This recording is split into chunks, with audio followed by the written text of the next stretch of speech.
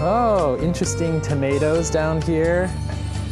I think what's interesting, there are just lots of different tomatoes. There are these long ones, there are smaller ones, and of course these kind of Campari tomatoes. Actually, in 欧洲，这些番茄不是算水果，是当咸的 preparation, savory cooking. I just want to point out to everybody, in Taiwan, 通常番茄 and stuff like that is off the vine, but in 欧洲 and everywhere else, 他们是带这个梗子在这边卖，因为可以保持新鲜，而且你看，你可以看到它原来长的是怎么样。But 这种通常是价钱稍微贵一点 ，but it's definitely very fresh. It keeps longer, and then it's just a beautiful presentation. 你看这个很细，我用我的手在这边煎一下。这是萝卜，它已经是晒干了，然后再 hydrated 绕在这个外头。Chef is saying that he's really trying to work with the different textures that you can get from the carrot here. So you have this smooth puree, you have the texture of the carrot itself that's been roasted and then grilled. You have to know different textures have different tastes. So we try to explore all the different possibilities in harmony to the plates. Yeah. So many different cooking techniques have been applied to this single carrot, showcasing the creative genius that is the hallmark of Michelin-starred cuisine. It's no wonder that Chef Paul has won over the hearts of so many meat-eating guests. Patrons come here to dine on healthy, innovative dishes that surpass their expectations.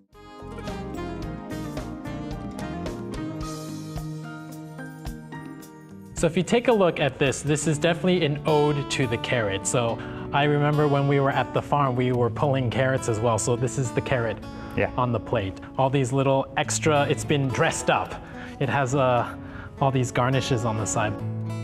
A single beautifully presented carrot is what's on the plate. The chef clearly wants our attention fully focused on the taste of carrot.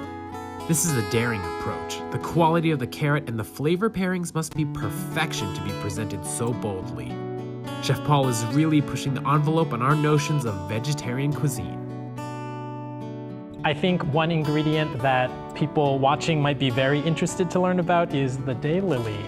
Yeah, I love the daylily. Is that a typical thing that people would eat in Austria? I'm not really sure, because we work with daylily 3 years. Okay. So we figure out how it's the best for us. We think it's pickled. Actually, in Taiwan, in Asia, this is a very commonly used ingredient. They dry it and then they tie it into knots after they rehydrate it, and they make vegetarian cuisine with it. I'm just gonna taste this on its own.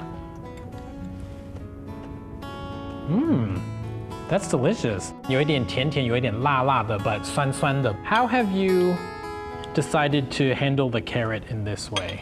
We tried a lot of things with the carrot. One of my co-workers comes and, hey, why we wouldn't try it with fire? I told him, let's do it, and I think the taste is amazing. Carrot, it's melt in your mouth tender, but it has structure to it. And I think that kind of carrotini flavor you get from the carrot is really accentuated and highlighted, but it has this very smooth, lovely, round, buttery kind of almost flavor on the outside. Because the moisture has been removed a little bit, it really concentrates the flavor of the carrot. What is wrapped around the outside of the carrot? It's dehydrated.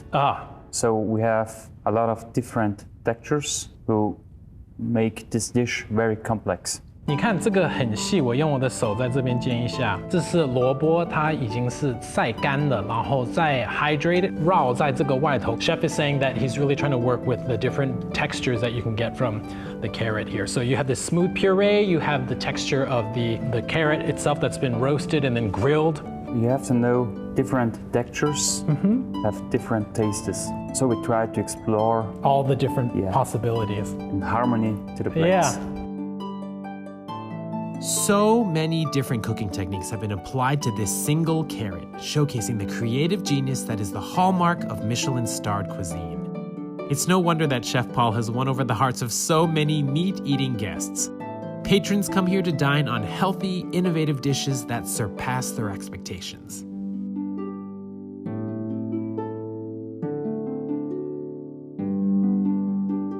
Fava bean. Fava beans, yeah, it's an old sort. It's a forgotten sort. I love this fava beans. It looks like cannelloni, but it isn't a pasta. It's not pasta? No, it's not pasta. So what is the outside So made it's out of? total gluten-free. Okay. And we wanted to create a wonderful dish with fava beans in different textures and with artichokes because we have very beautiful artichokes in Austria also. Ah, okay. Here we have really what special wild garlic. How have you prepared the wild garlic? That's a secret. Secret. Okay. You need to keep some secrets, right? We are on TV. Yeah. Okay. What I'm really excited about is this cannelloni, which looks like pasta, but it's not pasta. So I'm gonna dig in here. I think 很特别的就是，如果你没有告诉我里头是没有肉，我不会知道，因为吃出来的这种鲜味，好像等于是像吃肉的这种很 satisfying 的感觉。里头这个是模仿 pasta， 但是不是用 pasta 做，里头的 stuffing almost like 卤肉饭上的那种碎肉 in there，but 其实 it's actually only the 香菇。I think the flavor for me is very, very rich and kind of woodsy. There's a nice freshness that's blooming in my mouth too, but also the broad bean or the fava has a very nutty, intense, but also fresh flavor at the same time. Do you know how many fava beans you need for 1 kilo fava beans? I don't know. 7 kilo. Yeah, and it needs 1 hour and 30 minutes to prepare the fava beans. Some people always think vegetables are very Easy to easy cook. and cheap. Yeah. 1 kilo fava beans cost me 48 euro. It's more than a fillet. Okay. 主厨刚刚提出来就是很有意义的。A lot of people think just because it's vegetarian, it's less complicated or doesn't require as much technique, and I think that's a complete fallacy. Just thinking about the work and preparation that goes into what's on the plate, it's something to be appreciated for sure. Chef Paul wants to give us something to think about. Seeking the highest quality ingredients to create the best quality dishes is so important and well worth the price. Consider the time the farmer spends planning and then growing the ingredients, then the effort the chef and his entire team spend to create and then cook a dish. Layer upon layer of all these careful details is what results in this masterful plate of food. Don't you think it's worth it?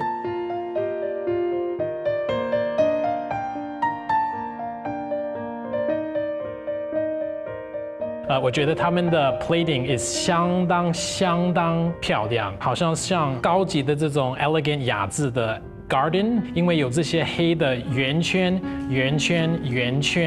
然后旁边又有一条的。So when you do the plating, you really have to think about the geometric composition. And once we dig in there, you can see that the inside is a beautiful creamy cheese color.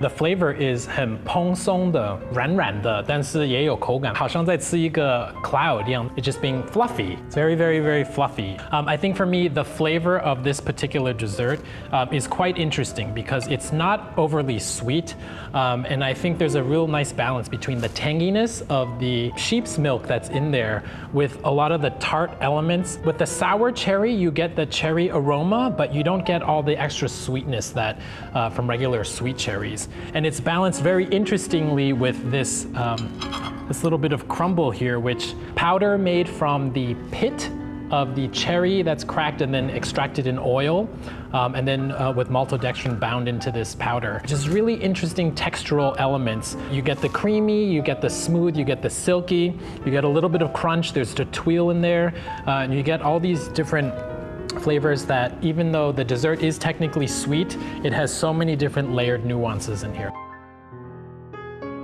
So yummy. Having eaten 6 of Chef Paul's masterpieces, I am so full and most importantly, so satisfied. Each dish was completely different from the next, and Chef created so many flavors I'd never tasted before, even from familiar vegetables. There are only 4 Michelin-starred vegetarian restaurants in the world. Here in Europe at Tian, one of the best, I've truly learned just how elegant, innovative, and delicious vegetarian cuisine can be. Chef Paul isn't strictly vegetarian himself. He also enjoys eating seafood. 9 years ago, though, due to heart disease, he changed his eating habits and began to focus on food quality and health. Regardless of whether it's meat-based cooking or vegetarian cuisine, Chef Paul believes that foods that are naturally grown and produced, avoiding things like genetic modification and growth hormones, are good foods worth eating. This is the philosophy that he wants to share with all his guests, readers, and us, the viewers. Thank you, Chef Paul, for your warm and gracious hospitality. I'm headed off now for a special little project. Follow me and you'll see exactly what I'm planning. I had a delicious meal at restaurant Tian with Chef Paul Iwich, and he was very kind and gave me one of his cookbooks. And especially me liking to browse markets and wanting to use something seasonal, I thought I might try making one of the recipes from his book to just, really enjoy the atmosphere and see the true taste of Vienna. So let's go into the market and let's take a look at what's in season, what's fresh today, follow his lead, and try to use everything.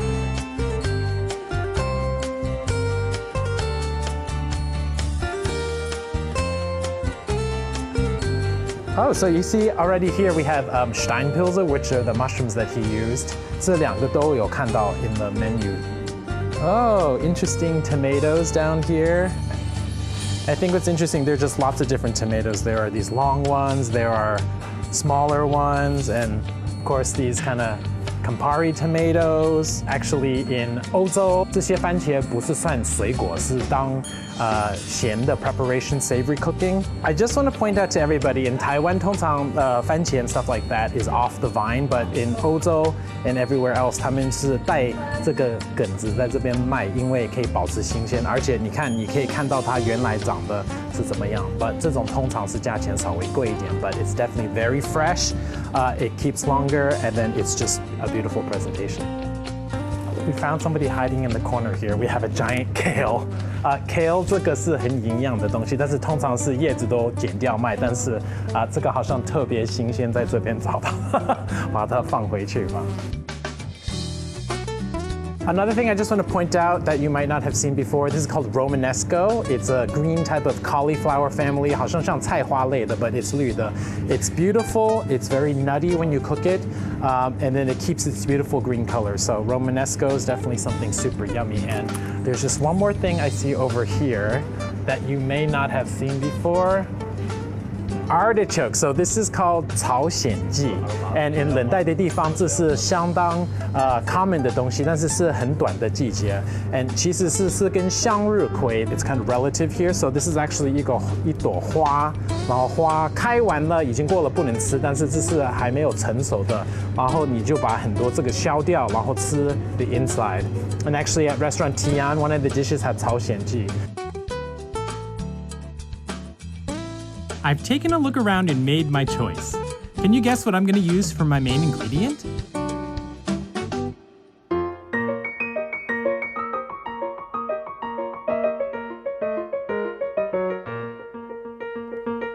Did you guess which vegetable I picked from the market? It ended up being this beautiful cabbage. I think for me, part of traveling is also experiencing the food, not only in restaurants, but in the comfort of your own home. So whenever I'm traveling these days, a lot of times I don't stay in hotels. I prefer to stay in an apartment or a rental home because why? There's a kitchen. So you can often cook things for yourself, buy seasonal things that are the best at the market, and try making them at home as well. I'm gonna cook something very special today. Chef Paul from Tian gave me a cookbook, his lovely cookbook. And I've looked through and selected one of the recipes that I think is gonna be really delicious. I love his approach to fresh vegetarian food. So I picked the dish here using roasted cabbage with a beautiful goat cheese sauce. And we're gonna see how this works today. So let's get started in the kitchen.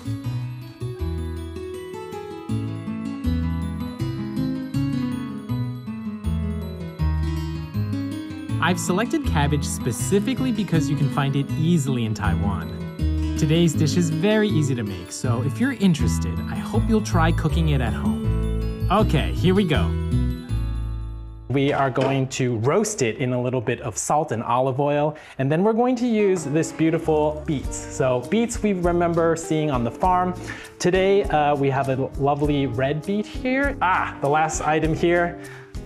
This is a little bit unusual. It's cheese, so it's 羊奶做的 cheese. A lot of people 会想到这种羊做的 cheese, it's 有这种羊骚味, but this is very, very, very fresh, just put together. So it doesn't really have a strong lamb taste at all. Otherwise, it has a just very, very creamy goat cheese feeling in there, which is going to be perfect you need a little kind of something a little strong to balance the creamy nature of the cabbage. So we're going to use this today. So the first step is our beautiful cabbage. And how does Chef Paul transform this? He takes it and he's going to roast it. What we're gonna do is, you can see this beautiful shape on the inside. We really wanna use the shape of the cabbage to give this beautiful presentation. We're gonna put it on the plate. I saw the picture inside the cookbook. It's a really nice presentation and you can think about it. So the technique here, we're going to slit it just a little bit here, just to cut through.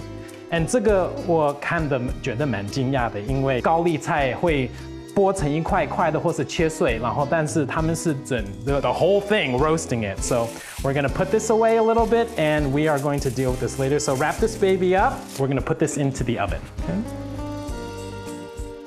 The cabbage is going to roast in the oven at 200 Celsius for about 2.5 hours. While it's in there, we can prep some of the other parts of the dish. Okay, so I'm gonna cut a little bit more of the beets.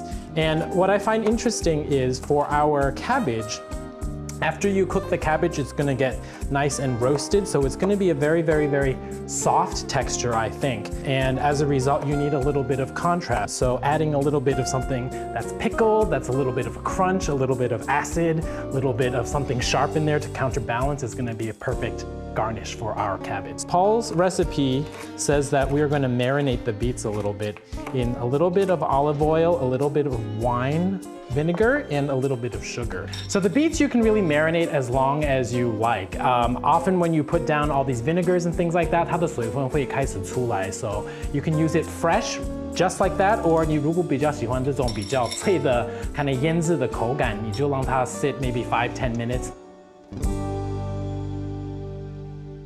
What I really love about Chef Paul's recipe is the use of this goat's cheese. And personally, goat's cheese for me sometimes a very, very strong flavor, but I think it really needs that balance between the tanginess of the dairy element with the cabbage to really make this a successful dish. And especially in the recipe, it says that there's a unique technique to kind of up the level into kind of Michelin dining, taking the cheese, making it into small little balls, rolling it like this. Again, this idea of just taking the basic form of the ingredient and transforming it, I think that's a very Michelin common idea. Don't put the original thing on there. Think about how you can change the shape, how you can change the texture, how you can change the color and the flavor to really make it something delicious and different. So we're gonna put these right here.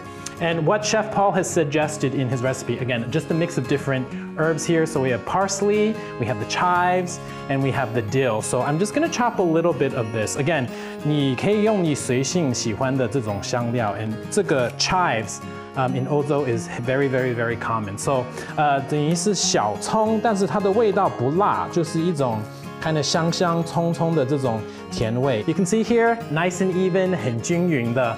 We're gonna mix that all into here. There's a bunch of different herbs here already.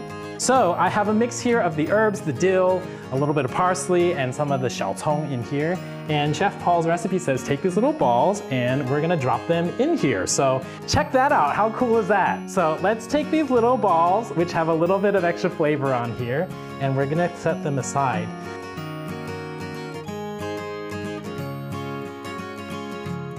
Our delicious cabbage has been in the oven for about 2 hours-ish. I've turned it off, I let it cool down a little bit. Let's go see what it looks like now. And the reason why I'm letting it cool down is because we are actually going to deal with it one more time. It's not gonna just be served straight like this. Okay, so gorgeous, beautiful, beautiful, beautiful, beautiful. And the next thing we're gonna do is we're actually going to slice this.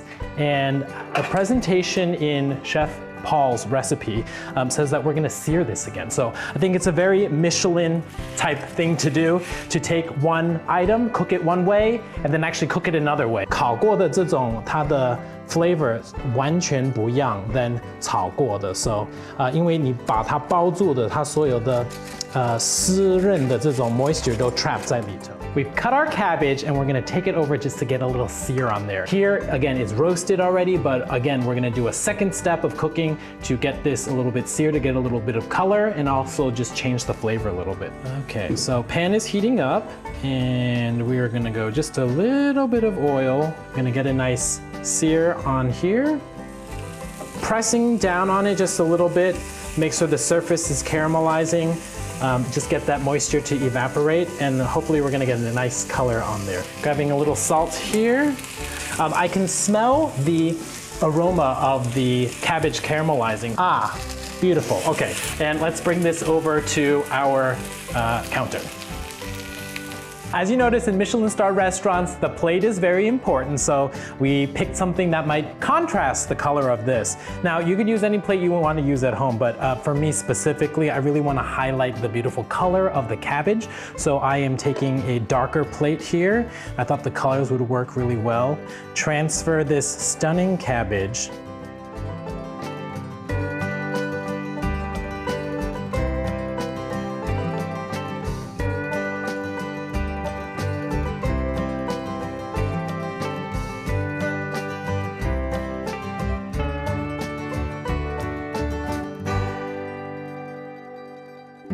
Food and eating with people can be a really powerful experience.